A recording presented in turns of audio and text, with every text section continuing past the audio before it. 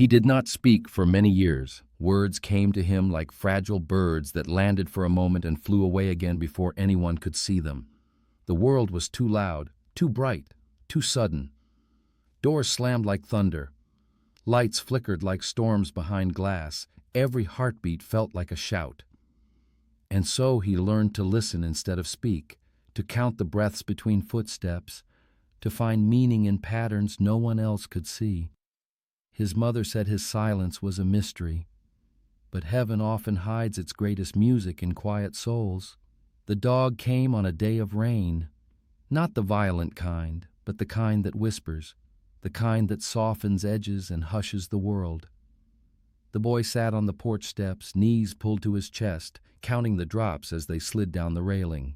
Then, through the curtain of silver rain, came the sound of paws, slow, steady, deliberate.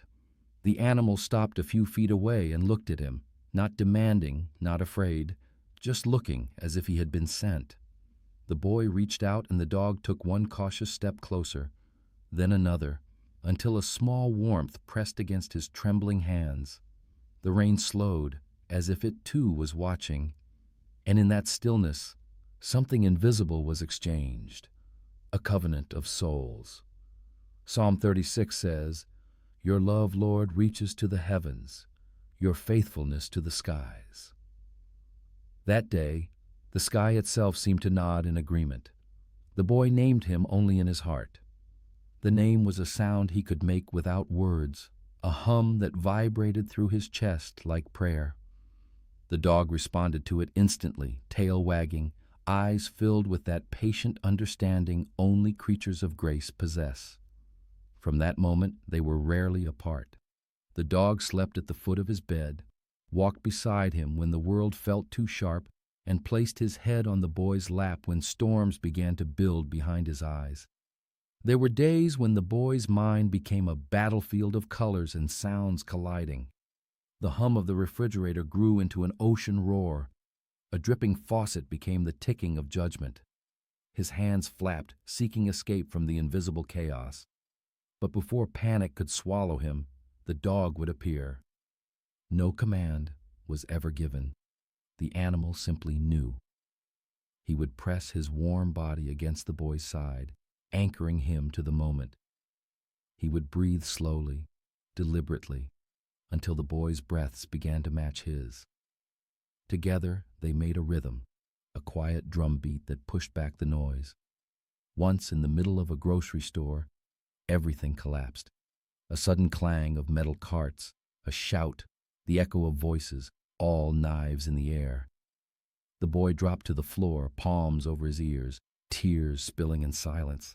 The mother tried to help, her words tangled in desperation, but the dog, trained for such moments, slid under the boy's body, curling into a protective shape. He began to nudge him gently, breathing against his skin, reminding him of the world's softness. People stared, then hushed. The boy's sobs slowed. His hands fell away from his ears. The dog's fur was wet with tears and fear, but he did not move. Even when someone's cart rolled over his paw, he stayed. Faithfulness hurts sometimes, but it does not retreat. And in that grocery aisle, surrounded by strangers and spilled cereal boxes, mercy took form on 4 legs. Isaiah 46:4 whispers, "Even to your old age and gray hairs I am he. I am he who will sustain you." That verse hung invisible in the air, like a lullaby only angels could hear, because what else could sustain such love but the breath of God himself? Over time, the boy began to change, not in speech, but in rhythm. The sharp edges of the world grew rounder, softer. His steps followed the dog's pacing. When he rocked, the dog rocked with him. When he lay awake at night staring at the ceiling stars his mother had painted for him, the dog would lift his head and watch too. Sometimes the boy would reach out and trace the curve of an ear, or rest his fingers against the heartbeat he found there. It was steady, forgiving, like the pulse of creation. They had their rituals. Each morning, before the house fully woke, they sat by the window where dawn spilled gold across the floor. The boy would hum his secret name for the dog, and the dog would tilt his head, tail tapping like a metronome. Sometimes, when sunlight touched the boy's face, the dog would bark once, a deep, joyful sound, and the boy would smile. His mother would watch from the kitchen doorway, coffee steaming in her hands, tears glimmering without sadness. For she saw something holy blooming in that simple light. Her child, once locked inside silence, now communing with one of God's quietest messengers. People began to notice. Neighbors, teachers, even strangers on the street. They saw the way the boy looked into the distance as if hearing a music they couldn't. They saw how the dog stayed perfectly still when the boy needed space, how he leaned forward when the boy needed grounding. One teacher said, "It's as if that dog can read his soul." And someone else, older and wiser, replied softly, "Maybe he can. Maybe God lent him that sight." Because sometimes heaven uses the humble to perform miracles in plain view. There was an afternoon at the park, warm and windless, when another child mocked the boy. It was not cruelty but ignorance, sharp words thrown by a heart that had never been taught gentleness. The boy froze, unable to respond. His eyes filled but no sound came. The dog, sensing the shift, stepped between them, not growling, not baring teeth. He simply stood, a wall of living grace. The other child hesitated, saw something fierce yet tender in those eyes, and backed away. Later that day, the same boy returned quietly, holding a stick. "Can I throw it for him?" he asked. The autistic boy nodded. The dog fetched it, tail wagging, tongue out, as if forgiving was his first language. By sunset, both boys were laughing together, and somewhere above them, unseen, heaven smiled. For through that small act of mercy, a seed had been planted in another heart. Psalm 34:18 says, "The Lord is close to the brokenhearted and saves those who are crushed in spirit." That verse lived inside the boy's heartbeat, stitched into every breath he took. The dog seemed to carry it too, like a scent he could follow through any darkness.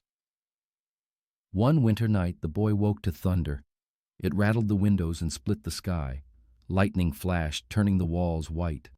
The boy's body tensed, his breath quickened. The storm was too big, too loud, too close. He began to scream, not out of rebellion, but fear too large for words. The dog leapt from his bed and pressed against him. Static crackled through his fur, but still he stayed.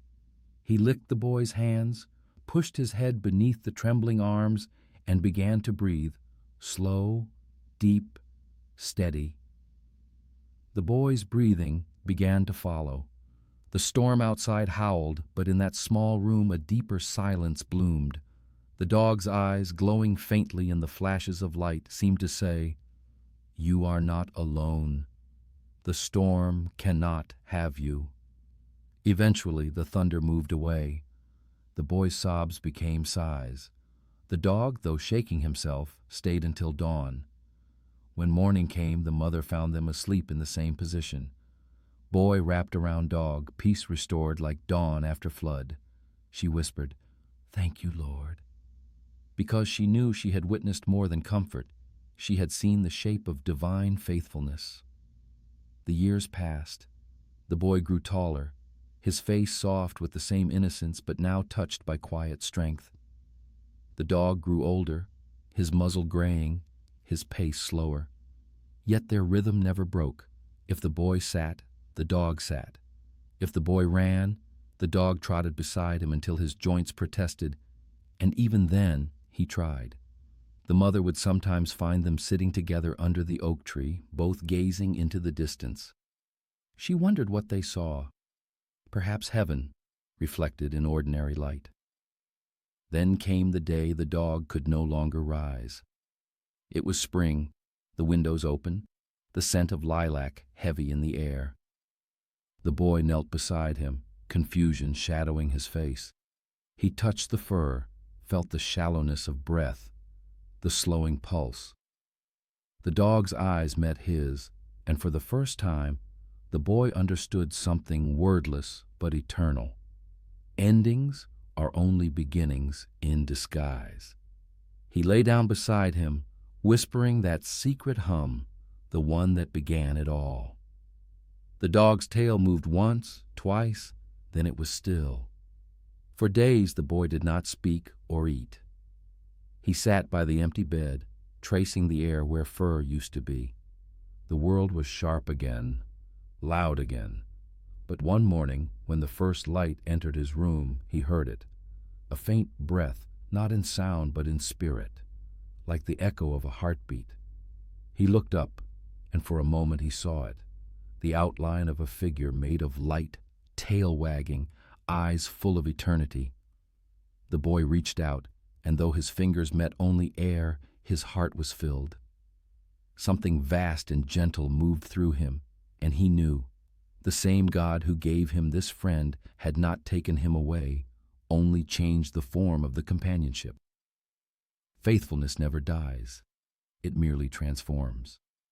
2 Corinthians 1:3-4 says, "Praise be to the God of all comfort, who comforts us in all our troubles, so that we can comfort those in any trouble." That verse began to bloom in the boy's life like spring after grief. He started to smile again, to hum again, to walk again. Sometimes when other children at his therapy sessions cried or panicked, he would approach them.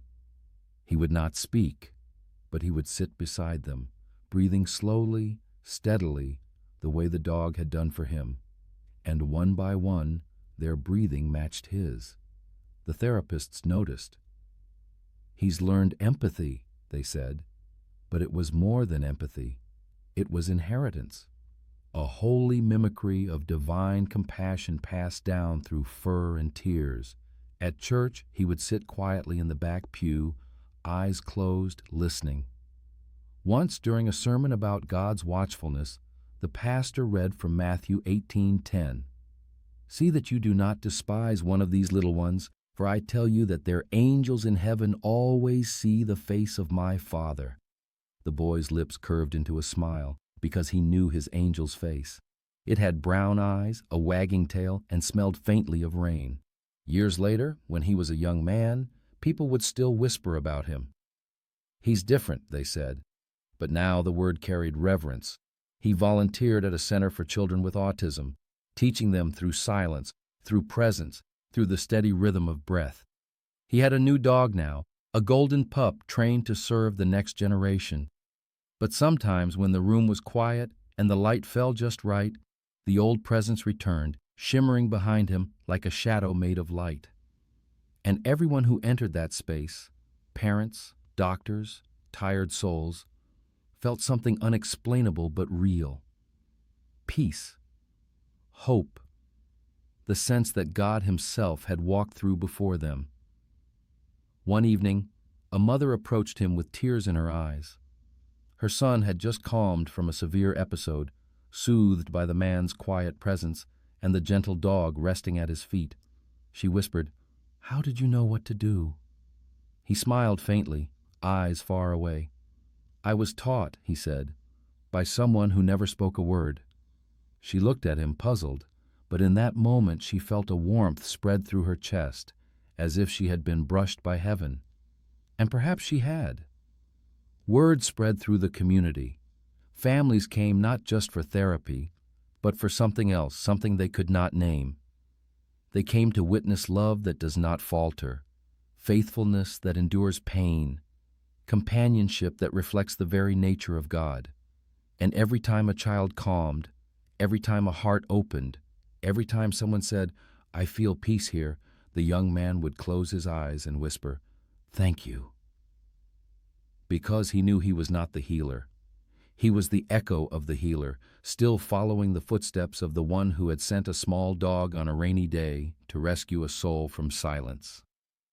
He would walk home in the evenings through streets painted with twilight. Sometimes he would pass people arguing, or a man sitting on the curb with his head in his hands. He would pause, whisper a prayer, and move on. In those moments he understood what his mother once said, "God hides His mercy in plain sight." And he had seen it, in the rain, in the breath, in the eyes of a creature who refused to leave when it hurt most. The last scene of his memory was always the same: a boy, silent, and a dog, watching the world with a patience that could only have been divine. The hum still lived inside him, that secret song of recognition between heaven and earth. And though years had turned, though storms had come and gone, the rhythm remained, the heartbeat of faithfulness. Perhaps somewhere, unseen but near, a voice whispered the verse from Revelation 21:4. He will wipe every tear from their eyes. There will be no more death or mourning or crying or pain. The boy, now a man, lifted his eyes to the sky.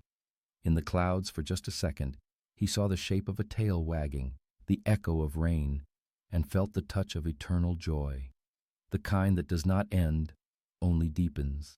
And so the story continues, looping quietly through generations, whispered through the gentle breath of every therapy dog, reflected in the tearful smile of every parent who dares to hope again. It reminds them, and all of us, that God does not shout from distant heavens. He kneels beside us, sometimes on four legs, breathing peace into panic, stilling storms, and saying through silence, "I am here. You are not alone. My love endures forever."